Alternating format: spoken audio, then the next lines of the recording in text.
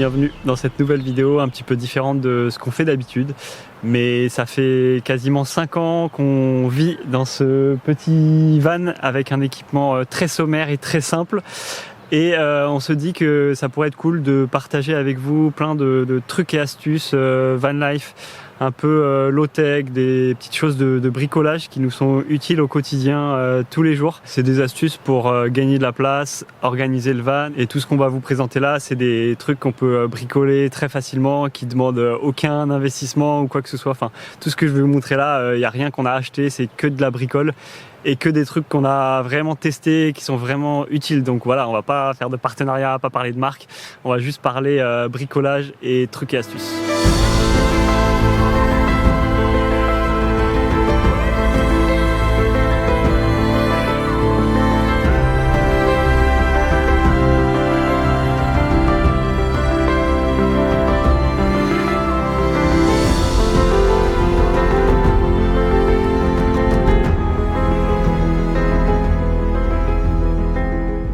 Alors on va commencer avec une des meilleures astuces low-tech qu'on a trouvé un petit peu par hasard. C'est cette espèce de filet un peu humide avec des nœuds dedans. C'est un filet qui nous a servi pendant un moment de rangement. En fait, on l'avait accroché et on mettait des trucs dedans. Et puis quand on a refait l'aménagement au Mozambique, on n'avait plus l'utilité. Et en fait, depuis on l'utilise en éponge. Je pense que ça fait à peu près 3-4 ans qu'on utilise ce truc en éponge. C'est juste un filet tout con, et il se trouve que il est super costaud, il s'use pas, et franchement pour faire la vaisselle c'est aussi bien qu'une éponge. Et en fait le truc un peu révolutionnaire, c'est que ça fait 3 ans qu'on l'a et qu'on n'a jamais acheté d'éponge en 3 ans. Et moi j'ai l'impression que les éponges qu'on achète en supermarché, elles tiennent de moins en moins longtemps, et juste pour que pour maintenir le système et pour faire en sorte que on en rachète souvent, alors que on n'a pas besoin. Il suffit juste d'utiliser un truc. Et ça, c'est un truc qu'on a appris en Afrique, parce que souvent on voit dans les villages les mamas, elles utilisent ce qu'elles trouvent par terre, un morceau de sac de patates, de n'importe quoi en fait, pour faire la vaisselle, puisque forcément elles vont pas acheter des éponges tous les mois, donc elles ont pas les moyens, et puis il n'y a pas forcément de magasin et tout. Donc voilà, en fait si vous trouvez un petit filet comme ça, je sais pas trop, c'est genre un filet de pêche ou un truc comme ça, voilà, vous aurez plus jamais besoin d'acheter d'éponge. Moi je trouve que ça nettoie mieux qu'une éponge. Maintenant quand je vois une éponge, j'avoue que ça me dégoûte un peu, que ça reste tout le temps humide et tout. Ça c'est vachement mieux, ça lave mieux. Alors prochaine astuce, c'est la douche. Donc avant de partir, on avait fait une vidéo tuto sur la douche solaire qui a plutôt bien marché, et depuis qu'on est en Europe là, on voit beaucoup de van lifers et tout le monde a fait la même douche que nous. Bon, on l'avait pas inventé, on avait juste à l'époque, il n'y avait juste pas de tuto en français sur YouTube, donc j'avais fait un tuto. Finalement, on l'utilise très peu, cette douche solaire, c'est super bien sur le papier. Mais en réalité, ça chauffe super bien en fait quand il y a beaucoup de soleil, donc en été, quand on n'a pas forcément besoin d'avoir une douche bien chaude. Et en hiver, là, un temps un peu gris, nuageux comme ça, là, ça chauffe pas du tout en fait. C'est un peu paradoxal, mais voilà, t'as pas d'eau chaude en hiver et t'as de l'eau chaude en été. On a une autre technologie low-tech, encore plus low-tech, révolutionnaire. C'est, attention mesdames et messieurs, une bouteille d'eau. Je vais mettre un peu d'eau dedans parce que elle est quasiment vide. Bon, vous voyez l'état de la bouteille, je pense qu'on l'utilise depuis quelques années, celle-là aussi. Donc on peut la mettre un peu d'air dedans, ça fait un peu de pression. La petite astuce, c'est le petit bouchon percé qui est là, et du coup ça fait une douche tout simple. Et du coup je m'en fous de partout. Du coup on se douche à l'extérieur juste avec ça, et l'avantage c'est que tu peux bien te rincer partout avec, et avec 1 litre, 1,5 litre en général on arrive à prendre une douche. La petite astuce supplémentaire, c'est pour avoir un peu d'eau chaude, on met la bouteille en fait sous le pare-brise en pleine après-midi, quand il fait chaud, quand il y a du soleil. Derrière le pare-brise, c'est là où ça chauffe le plus, parce que si on la met dehors, ça va refroidir avec le vent, et en fait derrière le pare-brise ça fait un peu effet de serre, et ça chauffe beaucoup mieux, donc ça permet d'avoir de l'eau un peu plus chaude Et par rapport à la douche solaire, ça va chauffer beaucoup plus vite en fait que de chauffer 15 litres qui sont là-dedans. Ça en une demi-heure ça peut être chaud, alors que la douche solaire faut quand même attendre 2-3 heures en plein soleil pour que ça chauffe bien. Et après il y a une autre astuce qu'on n'utilise pas souvent mais qui marche, c'est que quand tu arrives au bivouac le soir, tu remplis ça et tu le mets dans le compartiment moteur. Et là tu laisses 20 minutes et en fait comme le moteur ça fait une énorme inertie thermique qui reste chaud, très chaud, genre à 80 degrés, 90 degrés, et ben en 20 minutes là tu as vraiment de l'eau chaude. Donc voilà, ça fonctionne aussi très bien. Bon, ça c'est un peu la même astuce avec le produit vaisselle. On a juste fait un petit trou dedans et du coup pour faire la vaisselle on met un peu de produit comme ça sur l'éponge et ça nous permet d'avoir un tout petit truc qu'on met très facilement ici là. Au lieu d'avoir ce truc un peu dégueulasse qui prend de la place pour le produit vaisselle, ça nous permet d'avoir juste ce petit truc là qu'on met là et qui prend pas trop de place.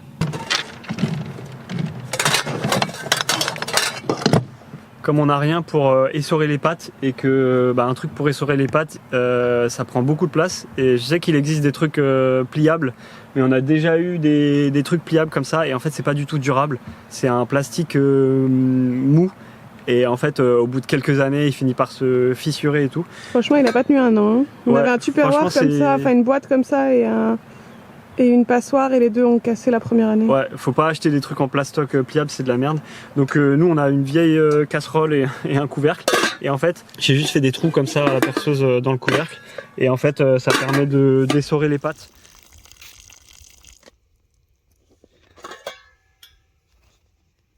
Si on le décale là, les trous là sont à l'extérieur, donc si on veut vraiment que l'eau chauffe vite, et après on peut décaler aussi le couvercle pour faire un peu d'air qui sort, faut pas que ça boue trop.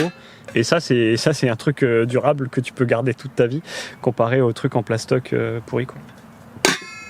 Après on a ce grand couvercle qui nous sert pour la poêle, donc on a une poêle, une casserole, et en fait ce truc là, il prend grave de la place et on savait pas où le mettre, là-haut ça rentre pas facilement, et du coup j'ai juste mis un tendeur de vélo ici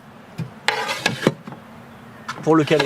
Mais ça pourrait être de la chambre à air, n'importe quoi. Ouais, on peut mettre de la chambre à air, un truc. Bon là j'avais un tendeur de vélo qui traînait et je l'ai juste mis là au plafond, et du coup c'est hyper facile à attraper, à sortir, et ça prend vraiment que dalle de place quoi. Hop. Là j'ai accroché le tendeur de vélo ici avec un bout de collier métallique. Et j'ai juste mis 2 vis. Et le collier métallique là, c'est pas mal d'utiliser pour faire des fixations un peu en tout genre. Et de l'autre côté, il y a juste un trou dans le tasseau avec un nœud de l'autre côté. Voilà. Alors après, il y a plein d'astuces avec les fils de fer. Donc ça, c'est notre réchaud essence. Quand on cuisine avec une poêle et une casserole et avec ce couvercle, en fait on sait jamais où poser ce couvercle, et du coup là j'ai mis un petit fil de fer pour le poser là en attendant de cuisiner. Donc c'est juste un fil de fer arrondi de chaque côté avec une rondelle et un rivet. C'est vraiment c'est tout con à faire et c'est vraiment pratique. Les deux couvercles peuvent se mettre là pour mettre les épices, assaisonner, rajouter le poivre, c'est pratique. Pour allumer ce réchaud, on utilise un briquet long parce que sinon avec une allumette ou un briquet normal on se brûle, et en fait on savait jamais où le mettre. En fait quand on a besoin d'allumer le réchaud, c'est chiant de toujours aller chercher le briquet et tout dans un tiroir. Et du coup là j'ai fait des supports en fil de fer qui permettent d'avoir toujours le briquet là à portée de main, parce que à la base en fait on le mettait à l'intérieur, sauf que un jour le briquet il est passé en dessous, on l'a perdu en dessous. On s'est dit ok, on a perdu le briquet, après on a continué à l'utiliser, et en fait comme le briquet était en dessous, il y a un moment où ça a explosé parce que il y a un briquet qui était caché en dessous qui a explosé. Du coup on s'est dit on va le mettre là à l'extérieur pour éviter les risques d'explosion. Quand on utilise tout le temps que le feu principal, le briquet il peut rester là sans problème. Par contre quand on utilise les deux feux pendant longtemps, il vaut mieux pas laisser un briquet là parce que ça peut chauffer, et parfois en fait là on peut voir que le briquet est un peu déformé quand ça chauffe, donc ça peut être un peu dangereux. Mais en tout cas s'il n'y a que le feu principal qui est allumé, il n'y a pas de souci pour remettre le briquet là. Pour continuer avec les fils de fer, donc là ici on range les chaises, la table d'extérieur, là on a le tapis de yoga de Marion, et là on a la pelle pour aller aux toilettes. La pelle on la cale toujours ici, et en fait c'est juste un fil de fer qui la maintient. Et en fait, on peut l'attraper de l'extérieur ou on peut aussi l'attraper de l'intérieur par l'autre côté. Là, j'ai juste fait un trou là-dedans, passé un fil de fer derrière. Et voilà, c'est tout con. Avant de partir en voyage, quand on bricolait des petits trucs, j'aimais pas du tout percer dans le plastique du van, percer des trous dans le tableau de bord et tout. Et en fait, je me suis rendu compte au fur et à mesure du voyage que l'essentiel d'un véhicule, c'est juste qu'il roule, qu'il nous soit utile, qu'il nous déplace. Et en fait, on s'en fout qu'il y ait un trou dans le tableau de bord si ça peut nous servir dans la vie de tous les jours à fixer quelque chose et tout. Et donc avant, j'avais peur de faire un trou de faire des trous partout. Et maintenant, je m'en fous en fait. C'est pas très grave tant que ça a une utilité et que ça sert vraiment à quelque chose. Là, j'ai rajouté un autre fil de fer ici sur la pelle. En fait, c'est un rayon de vélo. En fait, avant, quand on voulait enlever la pelle, ça venait toujours bloqué dans l'élastique. Avec ce petit fil de fer, quand on est à l'intérieur, on a juste à tirer dessus, bah ça sort tout seul. Voilà.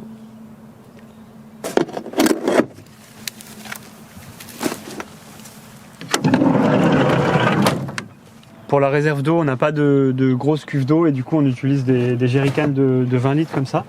Donc on en a 2 ici et un là avec juste la petite pompe immergée 12 volts là-dedans, très simple. L'avantage de ça, c'est que c'est très facile pour aller les remplir, on n'a pas besoin d'être à côté d'un tuyau et tout, on peut aller avec les jerrycans pour remplir. Et aussi pour connaître le niveau d'eau qui nous reste. Si je veux savoir, j'ai juste à ouvrir là. Et en fait là je vois que l'eau est ici. Et après pour savoir s'ils sont pleins ou pas, là je vois que en fait les deux ils sont vides, faut qu'on fasse le plein d'eau. Pour moi ça c'est beaucoup mieux et beaucoup plus low-tech que d'avoir une cuve au fond qui déjà va être difficile à nettoyer. Et il va falloir mettre tout le temps que de l'eau propre parce que dès que tu mets une eau qui est pas très propre, après tu vas pas pouvoir la boire. Nous on boit tout le temps l'eau des jerrycans parce que là tu peux assez facilement quand même les ouvrir, les retourner, les vider pour enlever la merde qu'il y a dedans. Et parfois je les nettoie, en fait j'accroche une éponge au bout d'un bâton là et j'arrive à gratter le fond du jerrycan pour les nettoyer. Et c'est beaucoup plus low-tech que d'avoir une cuve avec un niveau électronique où tu appuies sur un bouton et ça te dit le remplissage de la cuve. Enfin, c'est juste con quand tu peux juste ouvrir et regarder le niveau d'eau qui reste. Je veux dire ça tombera jamais en panne, alors que le truc électronique, ça peut tomber en panne. Voilà. Les vérins de coffre là, ils sont un peu fatigués. Et du coup quand il fait froid, le coffre là ça va, il tient, mais souvent il retombe tout seul. J'ai récupéré dans les poubelles un petit bout je crois que c'est un truc de fenêtre, une structure de fenêtre que je coince ici. Et du coup ça évite que le coffre descende. Et après pour fermer le coffre, il y a un système avec de l'intelligence artificielle qui dès que je touche le coffre, ça l'enlève. Et comme ça je peux fermer facilement le coffre. C'est un petit truc avec une carte Arduino, une Raspberry Pi et ChatGPT qui analyse automatiquement le truc et du coup c'est hyper pratique.